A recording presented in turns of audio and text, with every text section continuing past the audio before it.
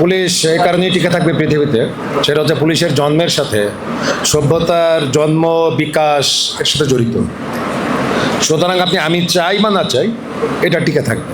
বললো আমরা যারা পুলিশে চাকরি করি ভাই ইউনিফর্ম পরে, ওই বললো না যে আমরা আসলে জনগণের পুলিশ হতে চাই, আমরা কারো পকেটের পুলিশ হতে চাই না। তা আমার সামনে যে সমস্ত বন্ধুরা বসে আছেন, আমার সহকর্মীরা, আপনাকে কারো পকেটের পুলিশ হতে চান? যদি না হতে চান একটু দয়া করে হাত তুলবেন। ও তাহলে আমরা কেউই হতে চাই না।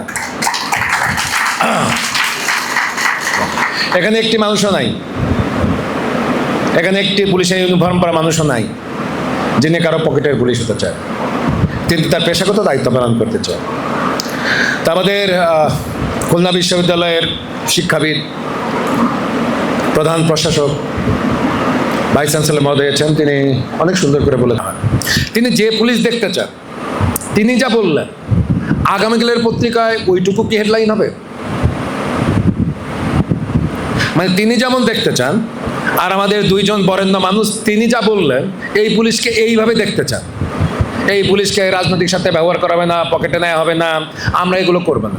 তা পেশাগত মানুষ হিসেবে আগামীকাল যে পত্রিকা বের হবে সেই পত্রিকায় কি ওই জায়গাটুকু স্থান পাবে? নিশ্চয়ই স্থান পাবে না। স্থান পাবে কোনটা? পঞ্চগড়ে যে স্থান পাবে কোনটা? পঞ্চগড়ে যে আমার পুলিশ ওই কবে কারে দ্বিতীয় বিয়ে করেছে ওইটা স্থান পাবে। আমার যে ট্রাফিক পুলিশ কার কাছ থেকে হয়তো গাড়ির কাগজ নাই, স্টিকারও নাই, গাড়ি ধরছে, তখন ওই ড্রাইভার বাঁচার জন্য আমার কোন কনস্টেবলরে 10 টাকা দিয়েছে, ঠিক আছে, ওইটা হেডলাইন হবে, ওইটা হেডলাইন হবে। তাই এগুলো সবই খারাপ এবং আরও মানে এগুলো সমর্থনযোগ্য না। এই যে আমাদের একদম সামনে আর কি আমাদের ছোট ভাই আর কি, ও অনেক জায়গা বলেছে।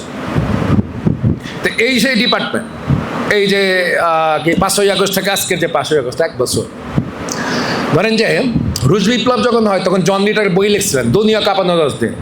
সম্ভবত এই জুলাইয়ের যে 36 দিনের আন্দোলন, হয়তো জন লিডের মতো কোনো একটা বিখ্যাত লেখক দিন পৃথিবীতে আসবেন, অ্যান্থনি মাস্কারাহাসের মতো কোনো একদিন বিপ্লবীরা আসবেন, তারপরে ইলিয়াদা ফেলাসির মতো বিখ্যাত সাংবাদিকরা একদম পৃথিবীতে আসবে বা জন্ম নেবে বাংলাদেশি জন্মে।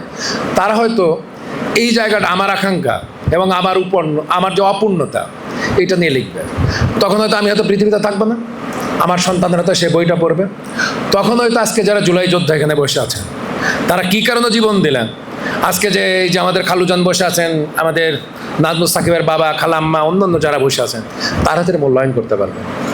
এবং রিয়েলি আপনারা যারা দেখেছেন, যারা আপনার নন পুলিশ এবং দেশের সম্মানিত নাগরিক, সম্মানিত জনগণ, এখানে আমাদের একটা পুলিশ নাই যে বলে নাই যে আমরা কারো পকেটে যেতে চাই। একটা পুলিশ বলে নাই আমি আমার প্রফেশনের বাইরে চাকরি করি। সবাই এটা চায়। তারপরে এরকম হয়েছে কেন?